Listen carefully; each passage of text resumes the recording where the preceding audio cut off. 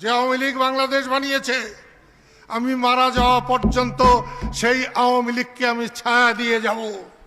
আমরা চেয়েছি অন্ততপক্ষে একজন মানুষ সংসদে যে বলুক জয় বাংলা।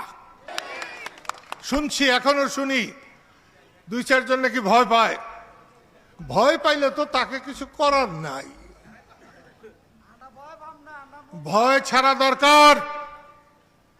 ভয় পেলে পাকিস্তান থেকে বাংলাদেশ হতো না।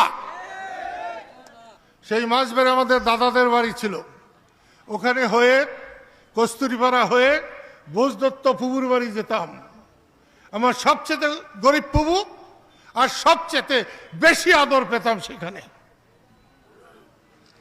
আমি জানি গরিব মানুষের মধ্যে প্রাণ আছে, আত্মা আছে, আদর আছে, যত্ন আছে। মুক্তিযুদ্ধের শুরুতেও পাকিস্তানের মেরুদণ্ড ভেঙে দিয়েছিল সেই এলএমজি। এইখানে এসে পরিষ্কার করে, এইখানকার কেরোসিন তেল দিয়ে পরিষ্কার করে তারপরে পাকিস্তানিদের বিরুদ্ধে রুখে দাঁড়িয়ে